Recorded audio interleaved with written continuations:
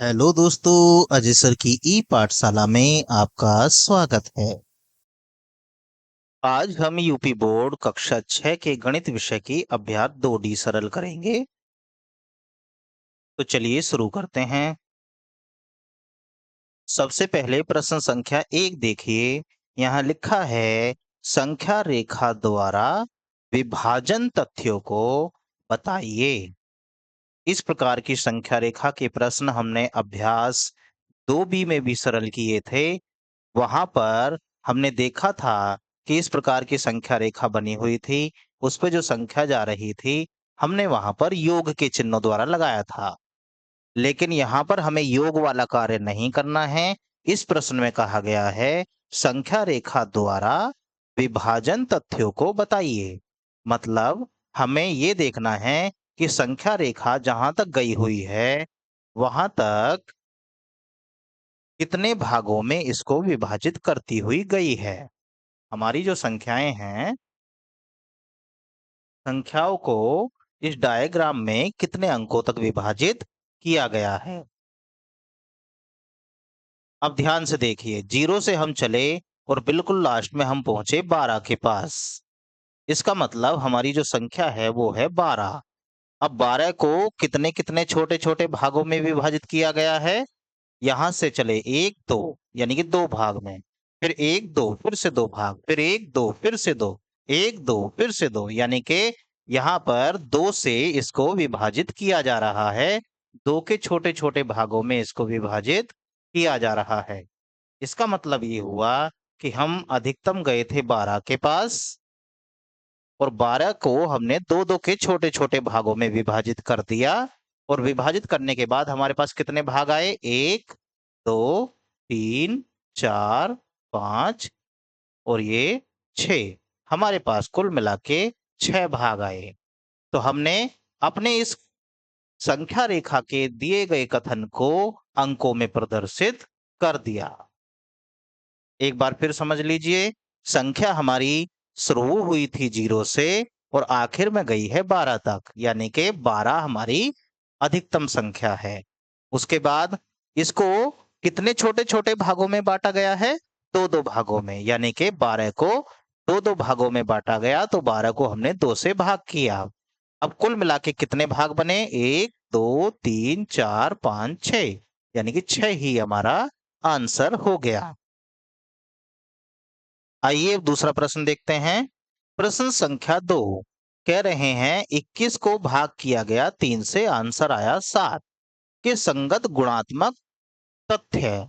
मतलब भाग की संक्रिया को अगर गुणा के रूप में लिखा जाए तो इस तरीके से लिखा जाएगा, 21 भाग 3 बराबर 7। और यहाँ पे दिया गया है 7 गुणा 3, यानी कि 3 गुणा 7। इसकी और इसकी आपस में गुणा हुई तो आंसर ये वाली संख्या आई। ये इसका मतलब हुआ। ऐसे ही आगे बोल रहे हैं निम्नांकित तथ्यों के संगत गुणात्मक तथ्य बताइए। जैसे हमें ये प्रश्न इन्होंने सरल करके दिया है, ठीक वैसे ही हमें ये प्रश्न दोनों सरल करके आंसर देने हैं। देखिए, यहाँ पर 21 को भाग किया गया था 3 से, आंसर आया 7। तो इन्होंने 3 और 7 की गुणा करके वापस 21 बना दिया। वही काम हम यहाँ करने जा रहे हैं। हम भी यही कार्य करेंगे। हम इस 8 की गुणा करेंगे 7 के साथ, यानी कि 8 गुणा 7, और हमारा आंसर क्या आ जाना चाहिए, 56। ठीक यही काम इसमें करेंगे। 11 की हम गुणा करेंगे 6 के साथ, मतलब 11 गुणा 6, और हमारा आंसर कितना आ जाना चाहिए, 66। ये इन दोनों प्रश्नों का आंसर हुआ। चलिए तीसरा प्रश्न क्या है। ये कह रहे हैं 117 को दो संख्याओं के गुणा के रूप में व्यक्त कीजिए। मतलब 117 को दो संख्या के गुणा के रूप में लिखना है। दो संख्याओं की आपस में गुणा करें तो 117 आना चाहिए, जिनमें से एक संख्या 13 है और उनमें से एक संख्या 13 होनी चाहिए। तो सबसे पहले 117 में 13 से भाग करके पता करिए आखिर आएगा कितना। 13 निम्मा होते हैं 117, ये हमने पहले भाग करके पता कर लिया कि आखिर 117 में 13 से भाग करने पर कितना आएगा, वो आएगा 9। लेकिन हमसे भाग करने के लिए थोड़ी बोला है, हमसे कहा गया है दो संख्याओं के गुणा के रूप में लिखना है। अब 13 की जब 9 में गुणा करेंगे तो 117 आ जाता है। तो हम कथन को लिखेंगे 13 गुणा 9 बराबर 117। ये हमारा आंसर हुआ। आइए अगला प्रश्न देखते हैं। अब अगला प्रश्न कहे हैं, क्या ऐसी कोई पूर्ण संख्या संभव है? क्या ऐसी कोई पूर्ण संख्या संभव है जिसको स्वयं से विभाजित करने पर, विभाजित मतलब भाग, मतलब उस संख्या को उसी संख्या से भाग करने पर वही संख्या आंसर आए? मतलब ऐसी कोई संख्या है जिस संख्या में उसी संख्या से भाग करें और आंसर भी वही संख्या आए? तो हाँ, ऐसी केवल और केवल एक संख्या है, वो है एक। एक में जब एक से ही भाग किया जाता है तो आंसर भी एक ही आता है। तो हम इसका जवाब लिख सकते हैं कि हाँ, वह संख्या एक है। अगला प्रश्न देखिए, क्या दो विभिन्न शून्योत्तर पूर्ण संख्याओं के लिए पहली संख्या को दूसरी संख्या से विभाजित करने पर तथा दूसरी संख्या को पहली संख्या से विभाजित करने पर समान भागफल प्राप्त होता है? इस प्रश्न को एक बार फिर पढ़िए, क्योंकि जवाब सही सही तभी दिया जाएगा जब प्रश्न समझ में आ जाएगा। ये कह रहे हैं दो विभिन्न, विभिन्न मतलब अलग अलग, शून्योत्तर मतलब जीरो ना हो, कोई और सी संख्या हो, पूर्ण संख्याओं के लिए मतलब दो संख्या हो अलग अलग, जीरो ना हो के कोई दूसरी संख्या। मान लो एक है 2, एक है 3। कह रहे हैं पहली संख्या को दूसरी संख्या से विभाजित, विभाजित मतलब भाग करने पर दूसरी संख्या को पहली संख्या से विभाजित मतलब भाग करने पर समान भागफल प्राप्त होता है, ये प्रश्न किया गया है। अब इसको समझिए, दो संख्याएं हैं, जीरो से बड़ी हैं।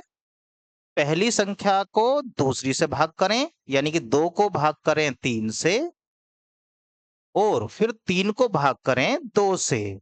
ऐसा करने से क्या दोनों तरफ से आंसर बराबर आएगा? तो देख के ही स्पष्ट हो रहा है कि जब 3 से हम 2 को भाग करेंगे, पहली बात तो पूरा-पूरा भाग जाएगा ही नहीं। ठीक यहाँ पर भी भाग पूरा-पूरा नहीं जाएगा, लेकिन मानकर चलिए भाग जा रहा है, तो भाग करने के बाद 0.6 के आसपास इसका आंसर आएगा और यहाँ भाग करेंगे तो 1.5 के आसपास आंसर आएगा। तो क्या दोनों तरफ से आंसर बराबर आए? तो जवाब है नहीं। तो यही हमारा आंसर भी हो जाएगा।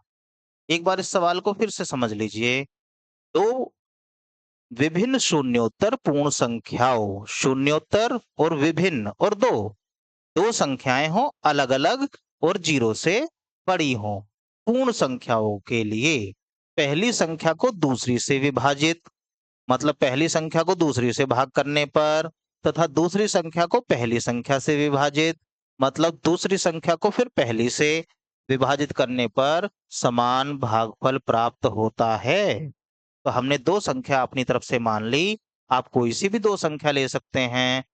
अब जब पहली संख्या में दूसरी से भाग करेंगे, फिर दूसरी में पहली से भाग करेंगे, तो क्या दोनों तरफ से आंसर एक जैसा आ रहा है? सवाल ये है, तो आंसर एक जैसा नहीं आ रहा। आइए अब अगला प्रश्न देखते हैं। ये जो प्रश्न आपके सामने हैं, ये राष्ट्रीय आय एवं योग्यता आधारित छात्रवृत्ति परीक्षा में आए हुए प्रश्न हैं। राष्ट्रीय आय एवं योग्यता आधारित छात्रवृत्ति परीक्षा में आए हुए प्रश्न हैं। अब इन प्रश्नों में हमसे पूछा गया है कि 80 और 90 के बीच अभाज्य संख्या है। वैसे तो मैंने संख्या पद्धति में भाज्य और अभाज्य सभी संख्याओं के बारे में विस्तार से बताया है, लेकिन फिर भी हम समझ लेते हैं। अभाज्य संख्या, जब तक हमें अभाज्य संख्या के बारे में नहीं पता होगा, हम इस प्रश्न को सरल नहीं कर पाएंगे। अभाज्य संख्या वो होती हैं जो या तो एक से भाग करने पर पूरी कट जाए, या फिर स्वयं से। स्वयं मतलब जो संख्या वो दे रखी है वही हो।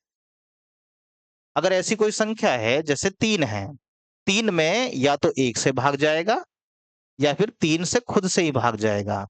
ऐसी कोई संख्या है तो इसको अभाज्य संख्या बोला जाता है। अब हमसे कहा गया है कि बताइए 80 और 90 के बीच अभाज्य संख्या है। 80 और 90 के बीच में इन चारों में से कोई सा एक प्रश्न सही आंसर सही है, तो वो कौन सा है? पहला देखते हैं 81। अब 81 को ध्यान से देखिए। 81 तो 3 से भी कट जाता है, 9 से भी कट जाता है, 27 से भी कट जाता है। यानी कि ये तो कई संख्याओं से कट रहा है। अगर ये कट रहा है तो इसे तो देखने की आवश्यकता है ही नहीं, ये हमारा ऑप्शन नहीं है। दूसरा देखिए, ये है 83। 83 किसी से नहीं कटता। ये है 87। अब 87 को ध्यान से देखिए, इनके अंकों को जोड़ेंगे तो जोड़ने पर 15 आ रहा है। 15 3 से विभाजित हो जाता है, इसका मतलब ये संख्या पूरी 3 से कट जाएगी। मतलब ये संख्या तो 3 से कट गई, 1 से भी कटी, 3 से भी कटी और 87 से तो कट जाएगी। तो ये भी नहीं होगी, ये आंसर भी गलत हुआ। 81 को तो हम पहले ही रिजेक्ट कर चुके हैं, ये आंसर भी हमारा नहीं हुआ। अब आइए 83 ऐसी संख्या है जो अपने आप से ही कटती है और 1 से कटती है। उसके बाद 89 भी ऐसी संख्या है जो 1 से कटेगी और अपने आप से कटेगी। इन चारों ऑप्शनों में ये वाला ऑप्शन सही है। आइए अब दूसरा प्रश्न देखते हैं। दूसरा प्रश्न हमारे सामने है। इस प्रश्न में 5 पद हैं। 4 पद किसी न किसी रूप में 1 से हैं। मतलब ये 5 पद हमें दिए गए हैं। इन पांचों में कुछ न कुछ ऐसा नियम लगा हुआ है, जिस नियम के हिसाब से ये एक जैसे हैं। और एक पद अन्य चारों से भिन्न है, और एक इनमें से ऐसा जरूर मिलेगा जो बाकी चारों से अलग है।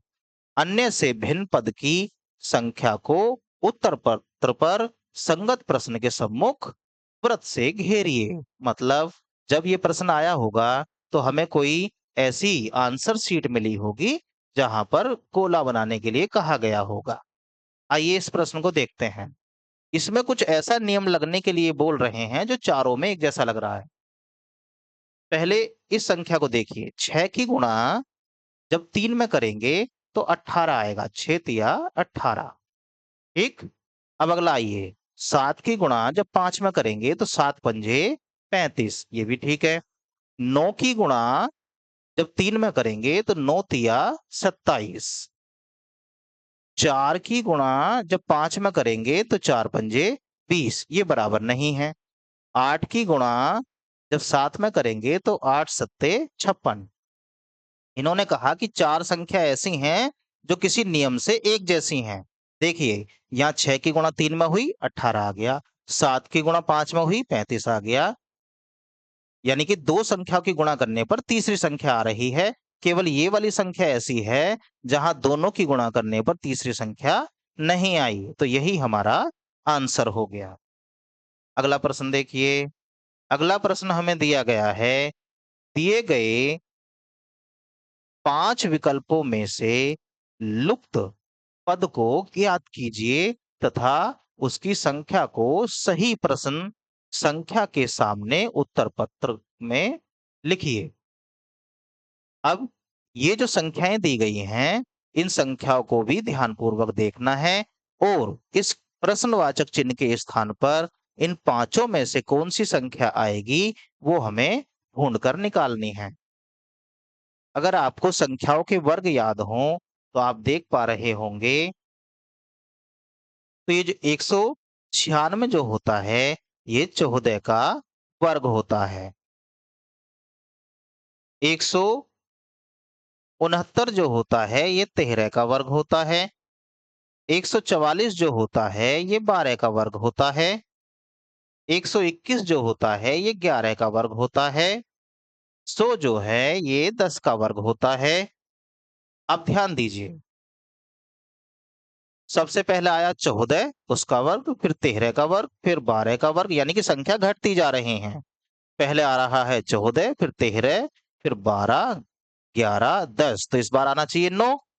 तो यहाँ पर आएगा 9 का वर्ग, और 9 का वर्ग होता है 81। अब अपने पांचों आंसर में देखिए 81 कौन से नंबर पर आ रहा है, वही हमारा आंसर होगा। इन प्रश्नों को करने से पहले आप एक बार सभी प्रगुणों को ध्यानपूर्वक पढ़ लेंगे तो आपको ये प्रश्न अच्छे से समझ आएंगे। वीडियो को देखने के लिए आपका धन्यवाद। Thanks for watching.